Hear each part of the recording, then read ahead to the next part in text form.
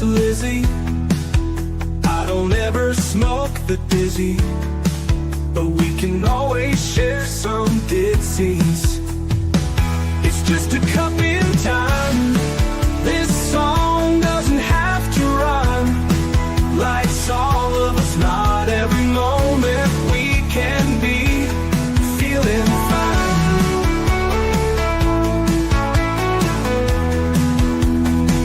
I wanna share a moment, just a second if you will, maybe even a cup of thrill. We could share this performance. It's tea time, come sit with me. Well, welcome guys, Miss Liz in the house, and that's right, Miss Liz has a returning guest. That's right, we have Diann Floyd Boehm in the house, and she is a returning guest. I believe she's been on Tea Time 3 times, maybe 4. So we're going to talk about her book called Ruby Takes Chicago, and it's about her grandma's story. That's right, we're going to talk some strong stories about women today.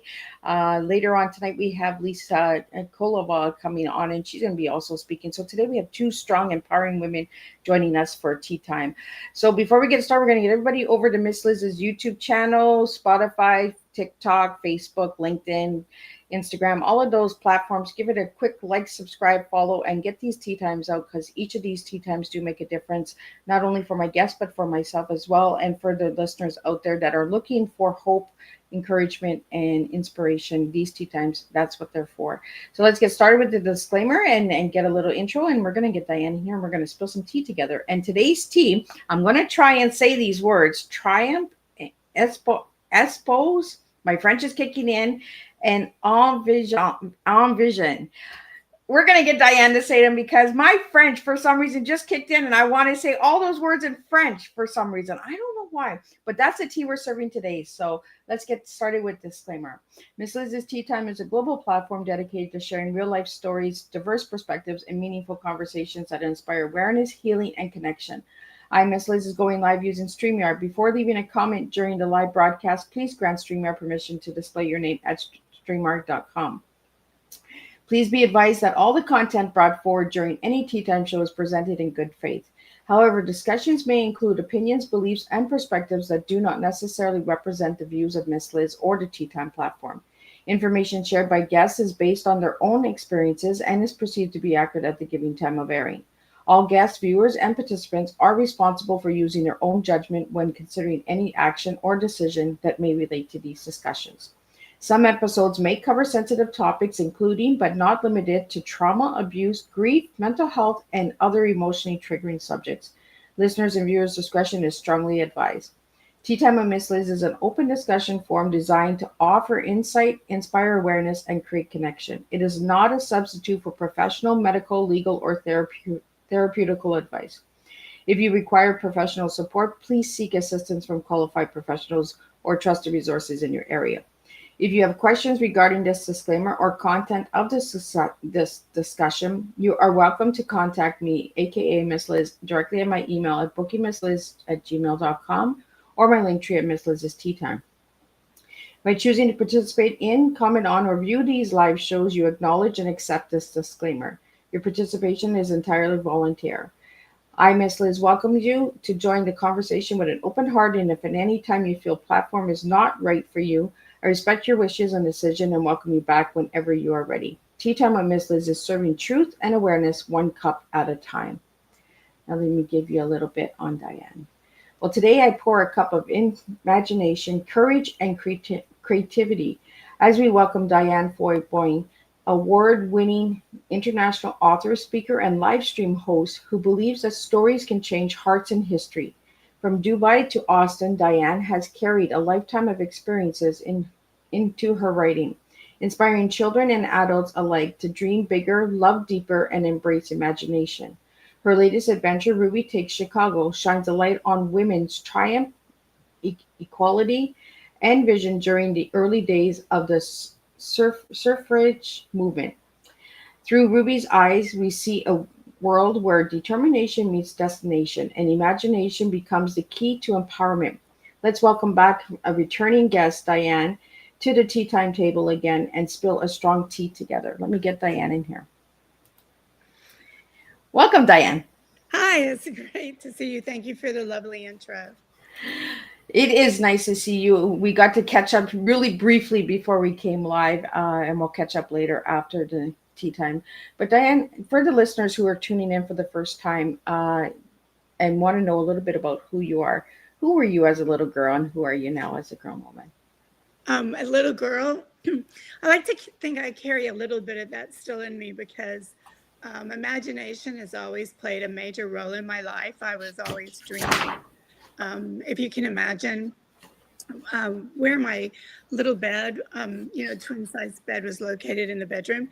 The full moon sometimes would come in, and that's when I'd make sure I'd push my bed over by that window. And then I had shears, curtains, and I'd drape them over my bed, and I'd pretend I was a princess and flying on a magic carpet all the way to the moon. So, imagination is definitely who I am. And even as a little kid, when I was about, I think in fifth grade, I got my best friend, Connie Ann, and we went. And back then they didn't have brown Santa and all those type of things to help the poor. And so I got my mama's permission, and we took my little brother's red wagon, and we went from to all our neighbors and got toys that people weren't using anymore, cleaned them up, wrapped them up, and gave them to people. Mother and the church would help us find a place for a new home for basically new toys that weren't being used. And I kind of do that today. I always learn something new about you. Like every time I ask that question, I always get something new. So if everybody wants to check out all of Diann's tea times, you'll see that each time she shares a little bit of her childhood in a different way. That's the first time I heard about the Christmas story. Diann, I want to talk to you about this book that you wrote, Ruby Takes Chicago. I know that it's based on your grandma's story. That's true. So I want to know what inspired you and what gave you the spark to start that story and to write that story. Sure, I'll be happy to share. First of all, it is based on my grandma. And of course, I have several grandmas, but this is on my mama's side. And this is the second book. The first book was Rise, a Girl's Struggle for More. So this is a continuation because, yay, people told OC Publishing, what happened to Ruby next? So Ann O'Connell said, you got to get the other half of the story out. So I said, okay. Anyway, but what inspired me was, so I traveled to a lot of different schools, especially when I was overseas. And whether it was an American school, British school, etc. The one thing when I would be asked to stay longer and help teach a creative writing and so forth, I might have been in the school for 2 or 3 days. And even when I was, especially when I was asking the 8th or 9th graders, to tell me your dreams, so we could really build on this creative writing. And the one thing they had in common, no matter what country I was in or city, was I don't need to dream about what I want to be. The government's going to tell me. And I was so shocked by that. Even American kids who are taught, to dream big, go after your dreams. And these kids are saying, the government will tell me what to do. And I'm like, oh my gosh, this is horrible. And so in my little mind anyway. And so I thought, I'm going to write a book about my grandma because she was so inspirational, along with my mom. But my grandma was amazing in the sense, here's a woman born in 1905, and she had 9 brothers and sisters, and the boys all got to go to school. And to just kind of, you probably know, but in case your listeners don't, people, as soon as you went through the change of life, and generally that was at 14, girls and boys got married. There was no such thing as a childhood. You were either a child, not a childhood, I'm sorry, a teenager. You were either a child or you were an adult. And so luckily for my grandma, her parents believed in education. But that only meant that, okay, you finished high school. Well, back then, high school, you graduated at 16, not at 18, at least in my country. And so then grandma's like, well, I'm going to go to college. And they're like, no, you're not. You're already past your prime and getting married. You're already being called, an old maid. She's like 16, but she knew what was coming. And so she was in high school. She was already, I guess, tutoring kids, figuring out ways to save money in case her parents didn't let her go to college because they had the money to send her. And so I figure, and there's a fun story of how she ended up going that's hysterical. That's in Rise. You would just be like, oh my gosh, are you kidding me? I mean, how many women today, or men or kids, run away to go to college? Hello. Now you got to kind of encourage them to even go to college. Or you get to go to college, but please don't party. Would you please study? I'm paying a lot of money for that, right? So I wanted kiddos and even people our age who are still dreaming and want to go after their dream, because your dreams can change, with age. I know mine certainly have, with maturity. And so I want them to know that, wow, if a person in the 1900s can make their dreams come true, then, and they have so much less going for them compared to this age, that that you can go after it if you really, as my grandmother and mother would say, quote, fire in the gut, make it happen. And that's where we connected, was our grandmas, right? We share stories of our grandmas on how our grandmas impacted our lives. Yes. So how did your grandmas impact your life and your journey? Oh, excellent question. Well,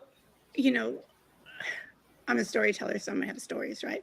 So I would be like sad about something, and grandma goes, well, do you really want to do it? So for instance, in 5th grade, I had to transfer to public school, and because the school was bringing in uniforms, and my mother's like, I only have one daughter. There's no way she's going to wear a uniform. She's going to go to public school, right? And so it was the first time that I was told that I couldn't sing, and I couldn't be in the choir. And I was just devastated. Though the teacher was very kind and told me what I needed to do. And grandma, she said, well, Diann, do you really want to sing? And I was like, yes, I just have to be in the choir, grandma. And she goes, then you need to practice and do everything your teachers said to do in order to achieve that goal. So I did, and I went back, and she goes, no, you're not there yet. And I did that 3 more times. So finally, she let me be in the choir. And that's when I really learned that, okay, it takes practice to make dreams come true. So I learned that at 11. And you went to Broadway, correct? Or you did some Broadway?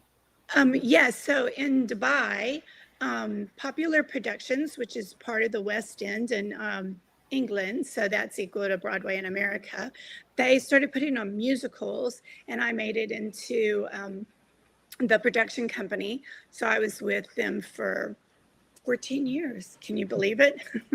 Wow. Yeah, it was very exciting. And again, that's like a dream come true. And obviously I learned how to sing. And so, I don't speak British. I don't have the British accent. And sometimes I let that Texas accent come out. So, they're not going to give me very many speaking parts unless it's an American show like The Wizard of Oz. Okay, we'll let you speak. Have you ever done The Wizard of Oz, Diann? Yes, I did it a couple of times with Popular Productions, actually, in Dubai. Well, Diann, I'm going to pull up your book. So if you want to talk about the cover in that, I believe the cover you said was your grandma? Yes.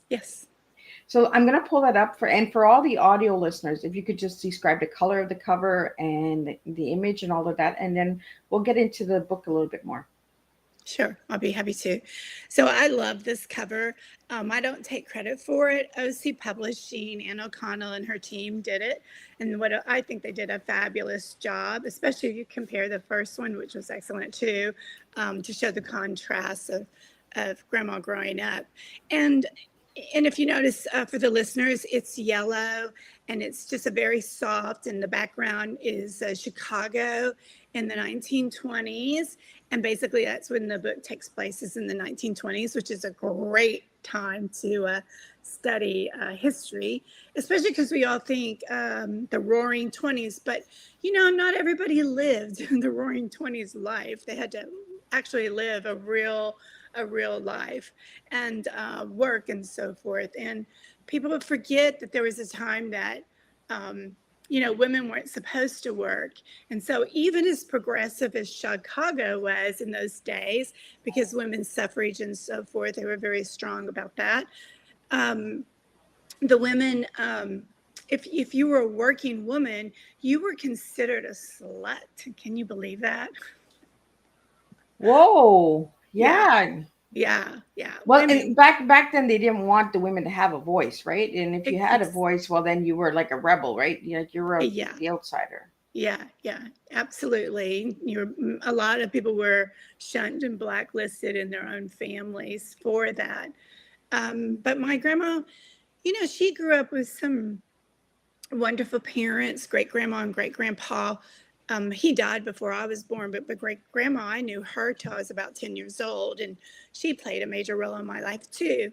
And they grew up in Oklahoma, and back then you had, the Wild West, the outlaws, and all that. So women had to be super strong, and so my grandma Ruby, having such strong parents in her life, and to go, and they would tell her, you have to go after your dreams, especially once they started supporting her in her dreams, that she did it. She made it happen.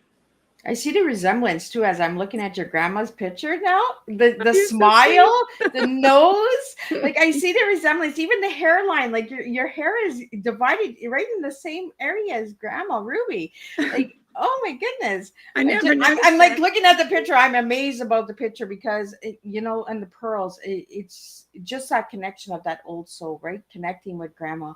But I can see the smile, Diann. Like you guys have the same smile. Like it's amazing. I'm going to pull the book down and we're going to talk about a little bit about your words and your T. So I'm going to pull up your T words since I'm having trouble pronouncing them. I don't know why my French decides that it wants to kick in right now, but we're going to pull it up and we're going to put it up on the screen so everybody can see your T. But we're going to talk a little bit because some of the questions came in about these words.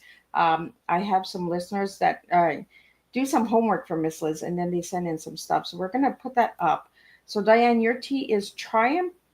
Espouse? Well, you see the word spouse, so it's espouse in the English version. And you know the word envision, so this word came from envision, but it's envisage. See that I even got you speaking a little bit of Francais. Just to give your listeners a background. I thought, okay, now I know what I want to get across for Grandma. So I think of, independent, strong, and so forth. So I'd look for a synonym. So these words don't actually roll off my mouth all the time, just so you know. Of course, triumph does. But anyway, they're fun words, and I wanted to make sure I had my T correct. Right? So some of the comments and questions that came in starts off with triumph. And triumph is Ruby steps into a job that matches her degree, a huge victory for women of her time. What message does her triumph hold for your young readers today chasing their big first big dreams? I think to realize that just because you graduated from college and you have a degree doesn't mean that dream job is going to be there. She had to do a lot of other jobs while she was looking for the job of her dreams, which in that day was accounting. And also, just on a side note, what was accounting back then and the type of tools they used, like an adding machine and so forth, that was considered high technology. Can you believe it? So she was like way up there with high tech, just so you know. That was really kind of cool since I was in high tech. But Triumph was like, she did it. She kept going for her dream. She knew she had to pay for her apartment and so forth. And on a side note, women couldn't just have an apartment by themselves. Most of them had to live in a home for women and have a mother who answered the door and make sure that the men didn't go upstairs or anything. So it was really a different world back then for women. So Diann, what message would you have for the young readers and their first big dream? Like, what could you encourage them to do? Never stop dreaming. Keep going after it. And especially because you have so much available to you on the internet. Just job hunt, job hunt, job hunt. And unfortunately today you have all these computers looking at your bios and so forth. So find out what words trigger the computer to let you in the door. I'm so glad I didn't have to go through that. I'm watching my daughter do that. Right? And it's scary out there, That's scary. looking at what's coming and what determines what makes us, right? Right, exactly. Yeah. Back in the day, we didn't have to worry about the words and the grammar and all of that stuff. Right. We showed up ladylike and we did the job and got it done. Right. Now they're looking at us as words and what society wants us to be, right? Exactly. And, a person can look good on paper, but when you have a one-on-one with them in person, you can tell if they're going to work with your team, and not necessarily the person that is like the perfect fit on paper. Once you meet them, you're like, actually, I want that person. They're going to work better for the team. Does that make sense? Yeah, that does. We got to start hiring people for skills, not just for paper, right? Absolutely. So next word is espouse. Yes. I don't know why my French is kicking in today. I think it's these words. I think you just want me to speak a little bit of French here. Oh, yes. So, espouse. This is a great word. I'm so glad to learn about it. It's a really fun way to, really fun word, I think, because it's a word to believe. And for Ruby, I picked this word because Chicago was perfect for her, because women's suffrage movement was going on. There was a lot of strong women. They were some of the first women to march in the streets for voters' rights and women's rights to work and so forth. And my grandmother totally believed that women should be able to work. And she also believed, as many of the leaders of the women's movement, the suffrage movement, that a woman can work and can be a mom, that you can do both. So that's why I picked that word. And I talk about it in the book too. Well, we have a question here. It says, how important is it to weave social movements in, like the women's suffrage era, into stories for today's generation?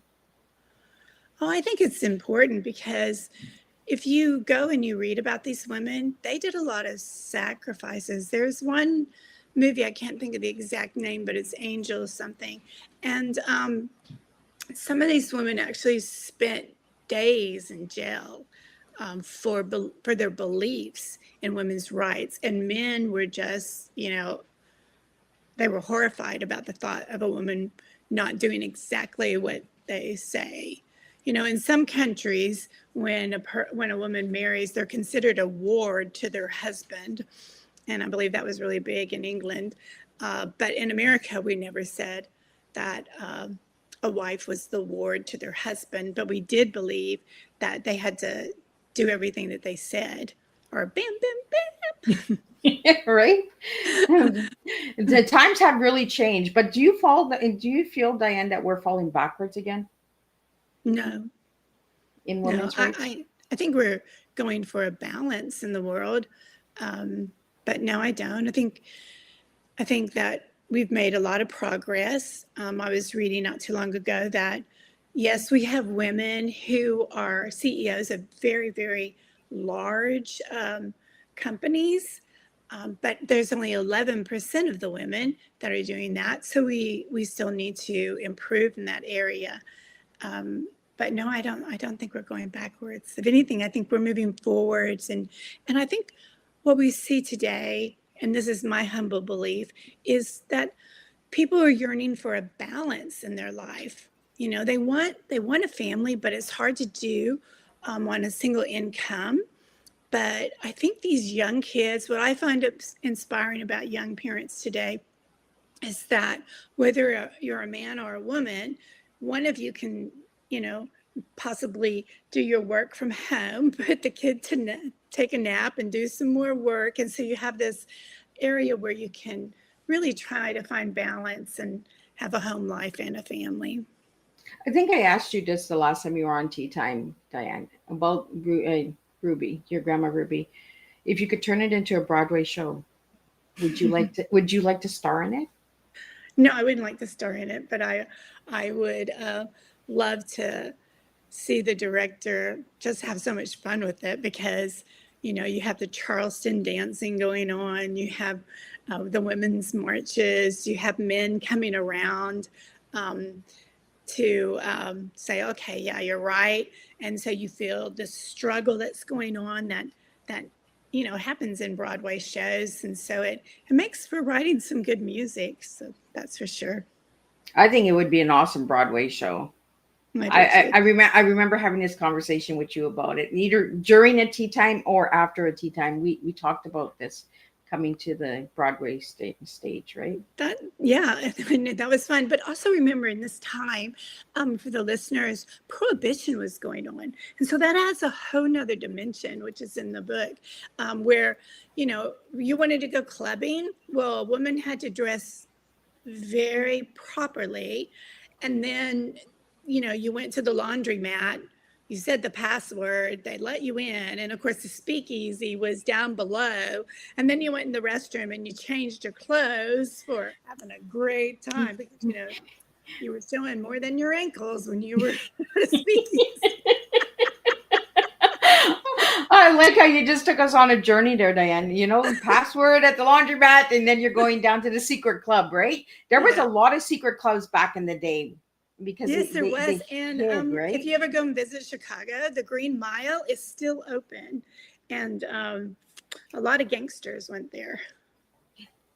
So my grandma had good stories to tell me. she had a lot of adventures. Yes. So what part of the book was the most fun for you to write? Gee whiz. And both of them. But I think for me, seeing grandma's dream come true, because she had to go through a lot of heartache and a lot of jobs. And then when she finally ended up getting that accounting job, she had to answer to men because she was the only woman. And I loved how grandma put up with what she had to put up with until she got a raise and ended up being the head person. And I was like, wow. That's amazing, Grandma. Well, Diann, let's get into the last word. I'm going to get you to say because I don't want to mess it up. So think of envision. Envision. And so then you'll say envisage. Envisage. Envisage. I think it's a sage. The sage, right? I know it sounds very sexy, doesn't it? Am I allowed to say that word? I don't know. I think we're good. We bring the little passage to the table. Right? So I'm sure if we read about it, it came from the word envision, because that word emphasize is all about a mental picture.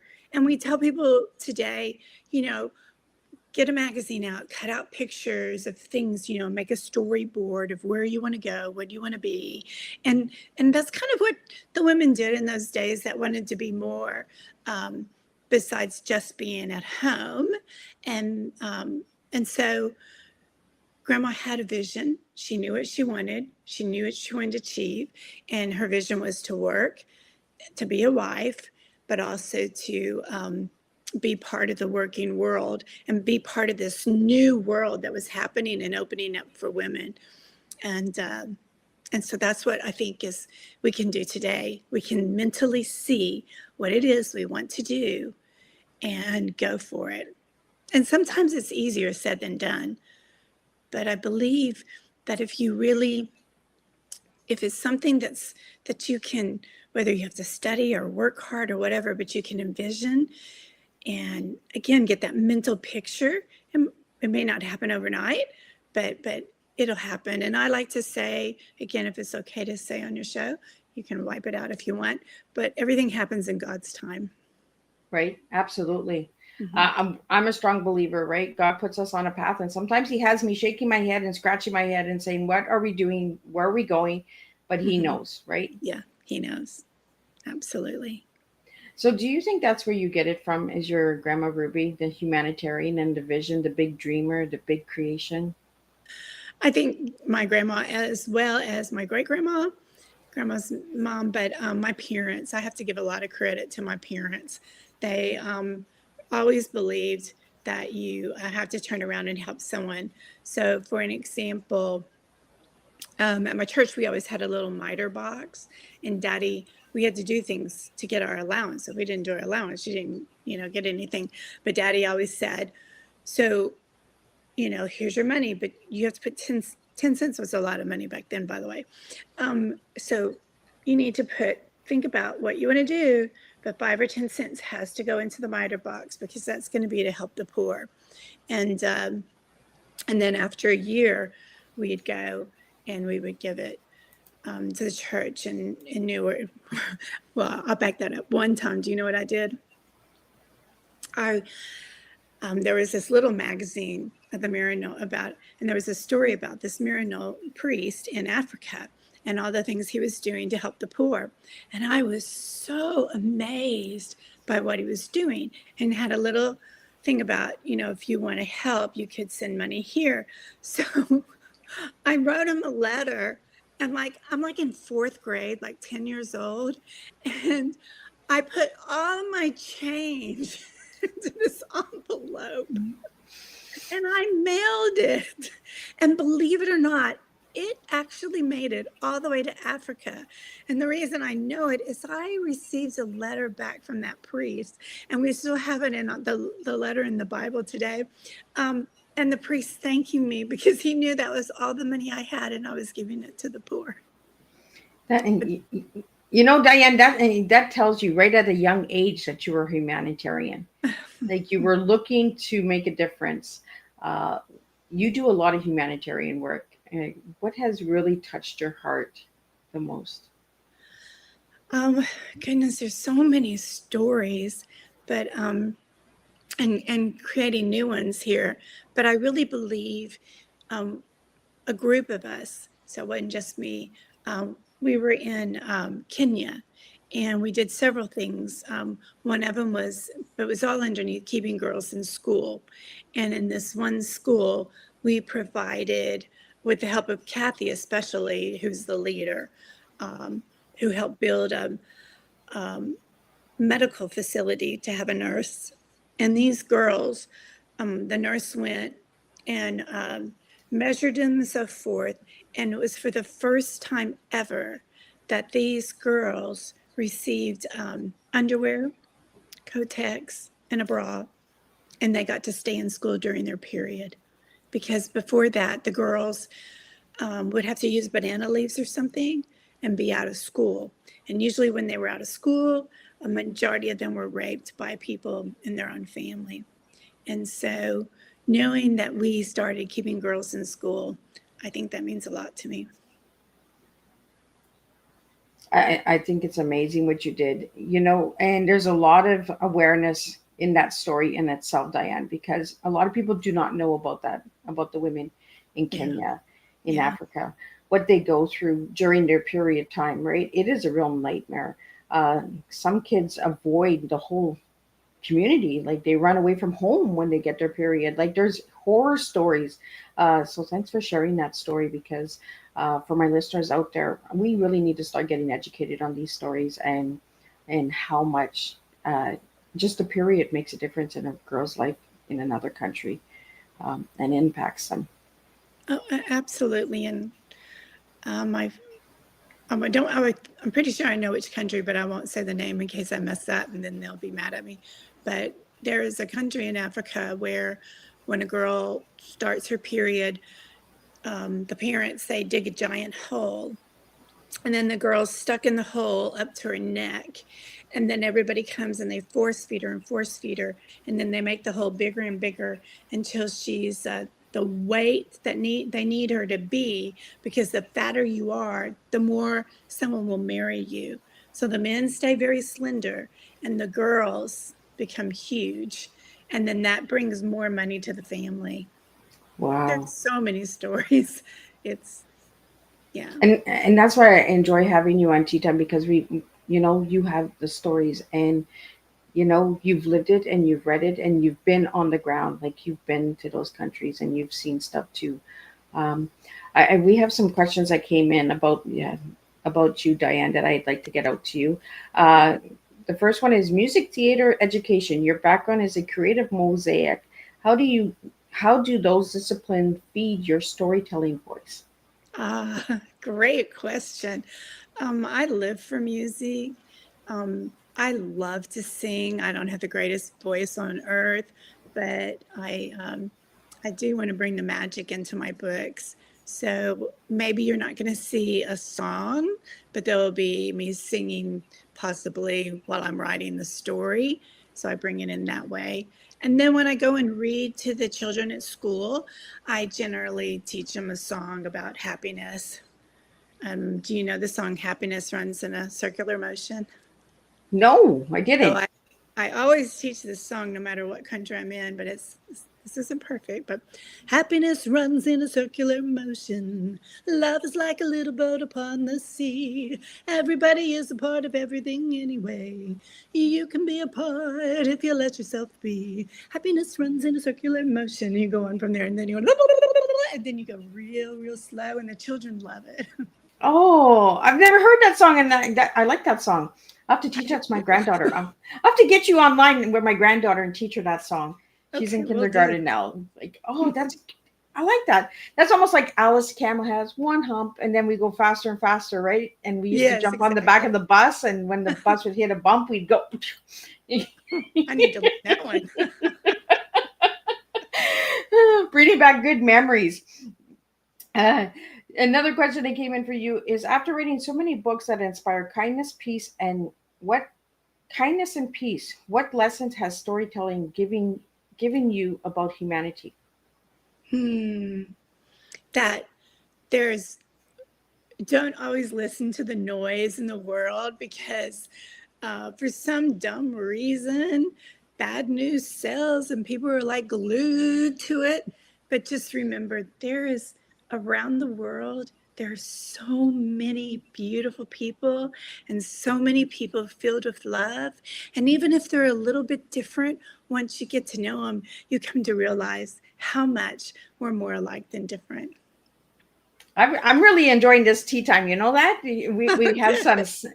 pizzazz, and we have some children's music, and we a journey. We have some education and some awareness as well. This is truly an amazing, strong tea today with you, Thank Diann. you. Thank you. We have some lightning bolt questions for you now. Oh no, I always hate this. One word that describes Ruby. Describes Riri. Ruby. Brilliant. Oh, why? Because she had the courage to go forward. I like that word, courage. Diann, what was the most courageous thing you've done in your life? Oh my goodness. Courageous thing I ever did in my life is to stand up to my brothers. See, I love the stories of this. And for those who don't know, I have 5 of them. She's the only girl, right? I believe. That's right. That's right. That's courage in itself, right there. Is the only sister with 5 brothers. But it was a blessing. Favorite line from Ruby Takes Chicago? Oh my goodness. Favorite line. Oh, I'd have to really think. Don't tell me what to do. Oh. You know, that kind of reminds me of Diane Keaton in You Don't Own Me. Oh, yeah. The You white. don't own me. I don't think my grandmother would sing that. It'd be more like his eyebrow would go up and say, "Don't you tell me what to do." The Scottish blood would be coming out. You know, back in the day, we had sass. You know, our grandmas had sass. Like, you know, they were the nice, calm cooking grandma making cookies, but don't get on the bad side. Oh, never, ever. Yeah. Favorite recipe from Grandma Ruby? Oh, favorite recipe. That would have to be rhubarb pie. Oh, I wasn't expecting that one.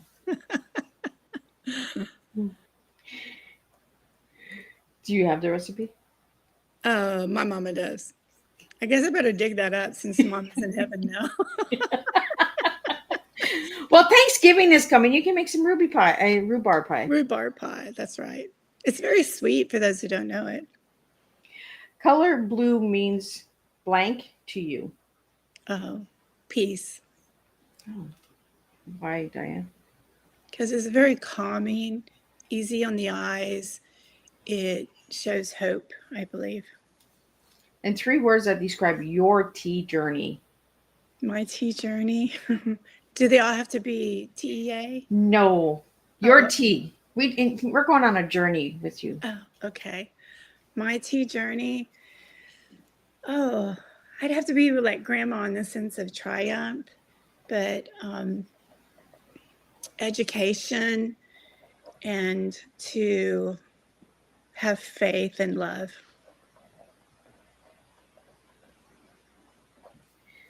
Dream place you set your next story. I'm working on a new story. Oh, So I'll probably have to say it's in Israel. oh. I guess we'll have to have you back on Tea Time to find out about that story. Definitely, once it's published. A book every child should read. Oh, gee whiz. The Little Engine That Could. And adults too, by the way. Right? Adults first and then the kids. Yeah. One act of kindness that changed your day. That changed my day. The day that my choir teacher told me that I could sing and be in the choir. My whole world changed. How old were you when you joined the choir? 11. Are you still singing today? Yes. Well, she just sang us a little happiness song, right? The round happiness is round. Tomorrow, tomorrow, I love you tomorrow. There you go. That's a great song. You know, from Annie. Absolutely. Have you played Annie? I haven't been Annie, but I've been in Annie 4 or 5 times. You have? In the Philippines, and then Popular Productions. I think we did it like 3 times. So, yeah. And what fuels your determination when writer's block hits?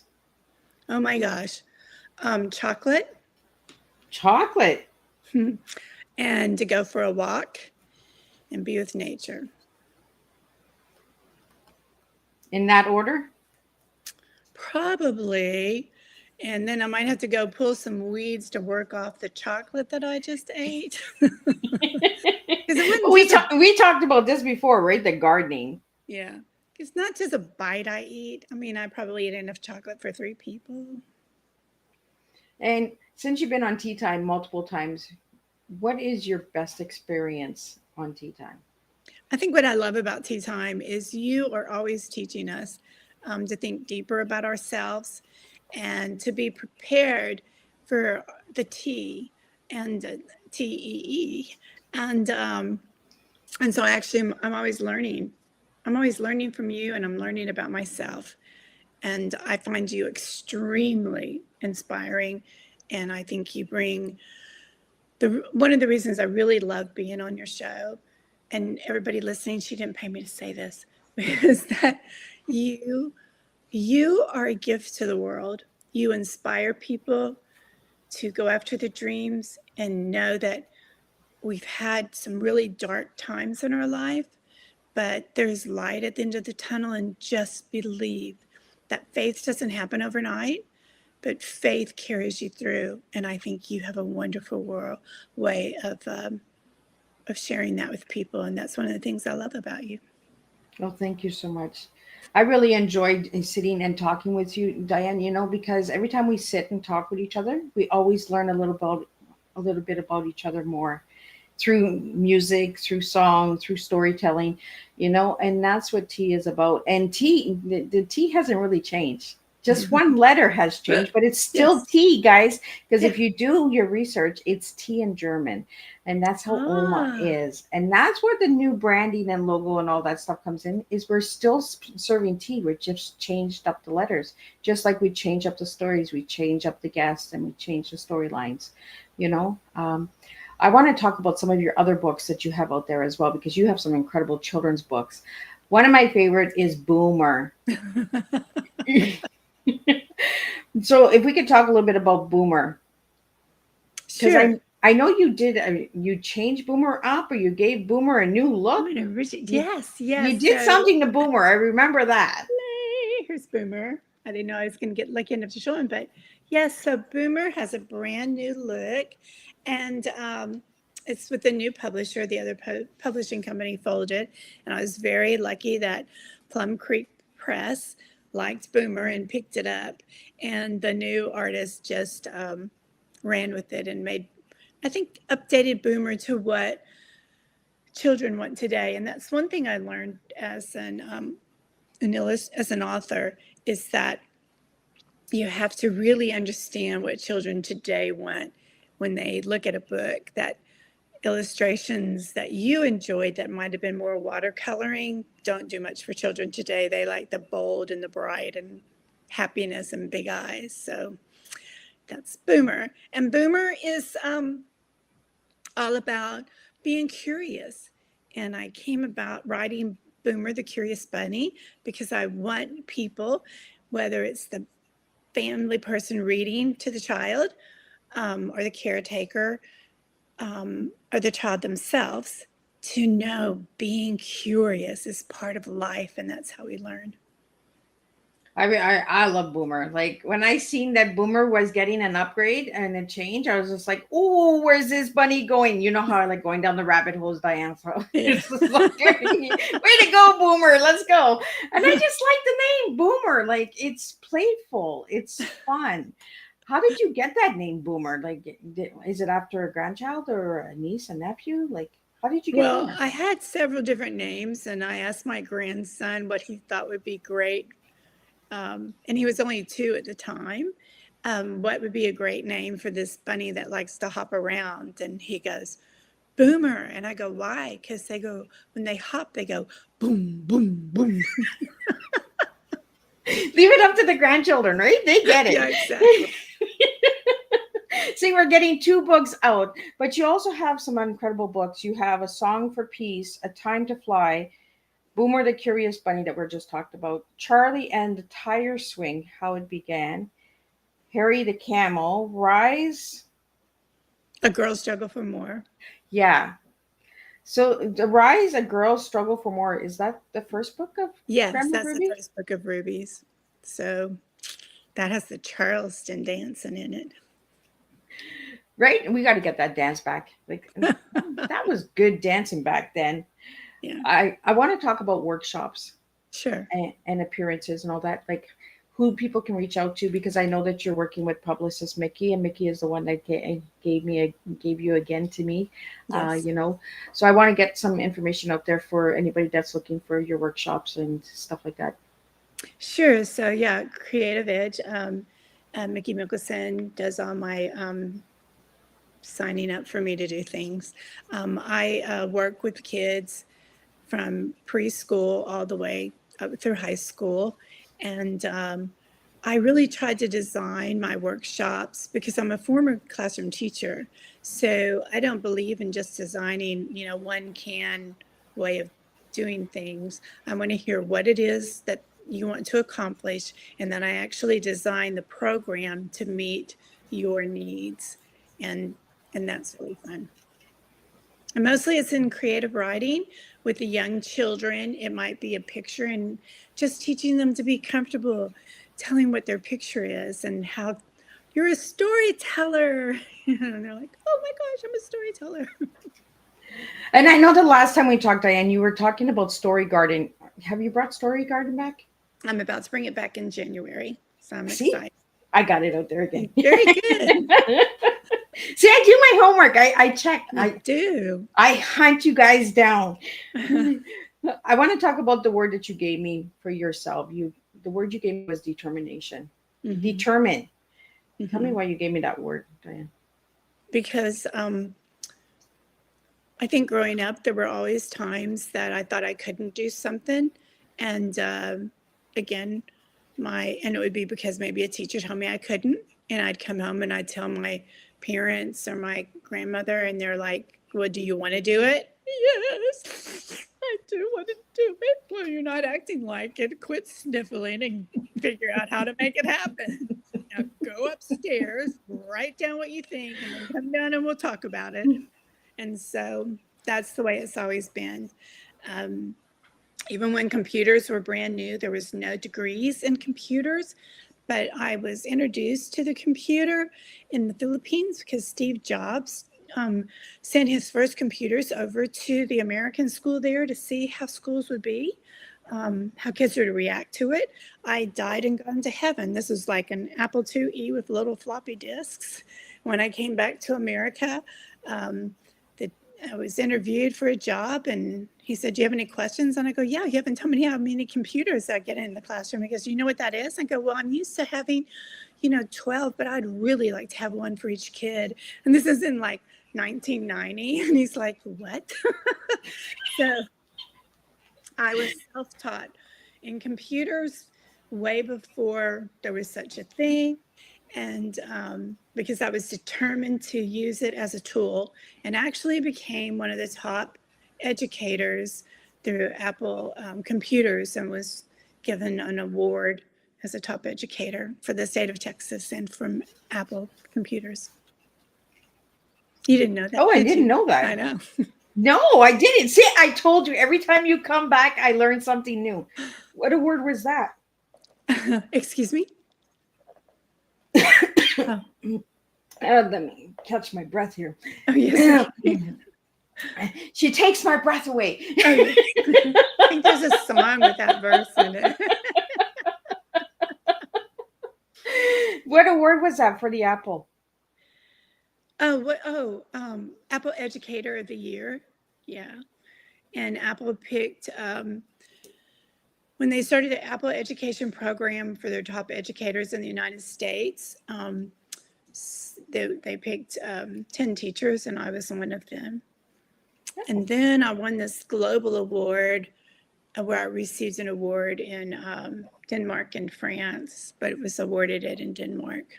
So as a global tech teacher. Wasn't that lovely? I learn all the time from you. Like, you say you learn from me. I learn from you, girl. Like, but it's not bragging. It's answering the question. Determined. I was determined that computers weren't used as a babysitting tool. In some ways, they still are used that way. I wanted my students to realize this tool was the beginning of your future. And if you understood how to use it, you were ahead of the game. And so I was one of the first teachers to bring the internet to the classroom and things like that. So my students started learning how to program, how to build websites before anyone else. And some of my students, when they were 16, they had a job waiting for them because they knew how to build a website because they had taken a class from me. See, and I'm always learning something from you, Diann, like, all the time. You were a school teacher for how many years? Off and on, because I would stop when I had a child because I wanted to stay home and enjoy the baby. But I think about 15 years. I taught different grades. You did the kindergarten grades, right? Preschool, kinder, third grade, fourth grade, and then as one of the first technology teachers in the U.S., I taught first grade through eighth grade, and then I started training teachers around the world. See? Grandma Ruby's in you. Like, Grandma Ruby has taken Diann over. I think so. That's what I tell you, when I was doing my research and realized, and my mom and I went to the college that she ran away to go to college and we saw, they were in this museum, they were showing all these high-tech technology at the time.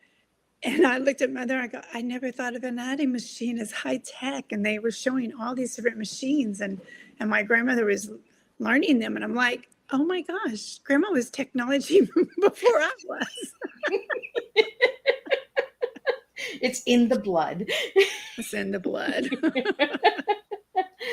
Oh, I'm going to bring up the book one more time, Diann. If you Okay, just want to sure. tell everybody where they can reach the book and all this. So people that are just tuning in now, they can see that we're talking about Diann's grandma here, Yeah. and it's the book that she's written. So where can people grab this book, and how can they reach you as well, Diann?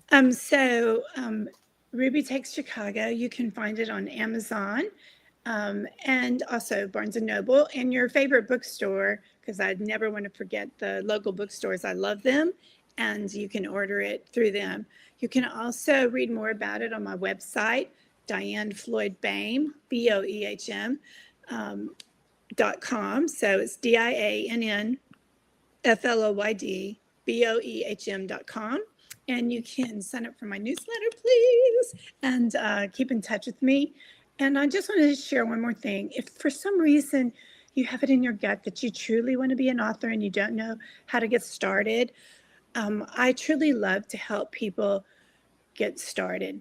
And I don't charge anything because I believe if God's blessed you, you have to take those blessings and give them to others. So please reach out and I'll help you get on your way. See, amazing time all the time together. I want to get into your color, and you're not wearing it. How come? Purple. Your favorite, you gave me right? color as blue, and It you're wearing is, and purple. I should be wearing it, except I'm happen to be up in Virginia right now, and I did have a blue dress for tea time, but it's so cold. I'm wearing a turtleneck. This Texas girl is not used to this cold. I mean, everyone else is walking around in shorts and saying, "Oh, isn't this weather wonderful?" And I'm like, "Where's my coat?" I seen a video last year during the wintertime where you made snow angels. Yes, I was back up here in Virginia and snowed in. See, I hunt my guests down. I watch over them. You do, don't you? I am glad because then you were one of my bigger supporters during the whole year. Like I took off 8 months and you were like, Liz, like, are you coming back? Can we figure something out? We've been talking back and forth for months, even before I came back. I really just want to thank you for all that support, Diann, because I couldn't have done this without you and other guests like yourself who have encouraged me to, to come back and sit and spill some more tea. I want to get into Grandma Ruby. We're going to wrap up with Grandma Ruby. What is one message you would like to tell Grandma Ruby if she was here today? To thank her for encouraging me and going after her own dreams and helping making doors open for other women. Well, thank you so much. And thank you for sharing Grandma Ruby's story. And for everybody out there, all the listeners, go and grab a copy of this book because there's a lot of good old sass in there. We have that, the good dancing. We need to bring that dance back. I swear to God, we do. And this is how I like to have tea time with my guests. Once the ice is broken, we just chit chat like good old friends and we get our good stuff out there for all of you guys. For anybody that would like to know more about Diann, check out her website, check out her books. Reach out to Mickey Mickelson if you'd like her to be on in your schools, workshops, all that good stuff. And say hi to Anne for me from OC Publishing. Amazing work Anne does as well. I got to meet Mickey and Anne through Diann. So thank you for that as well. To all the listeners out there, I really want to thank you for tuning in and pushing Miss Liz and encouraging me and making me dig deeper for different topics. But we're going to do a wrap up of what today's tea time was, and we're going to be back at 7 p.m. with a second tea time of a Northern Ontario girl. I'm really curious if she's from around where I was born. As tea time closes, Diann leaves us with a truth worth holding. Imagination is not just for children, it's the heartbeat of change. Through Ruby Takes Chicago, Diann shows us one determined woman's dream became a mirror for every reader's courage to triumph, espouse what matters, and envisager I'm really messing that up. A brighter future. When we dare to imagine, we dare to transform the world one story at a time, is a quote by Diann herself. May this conversation remind us all that storytelling isn't just about the words we write. It's about the lives we touch through them. Until next time, keep sharing your stories of strength and let's make a difference together. And I'll see everybody at 7 p.m. with the second tea time.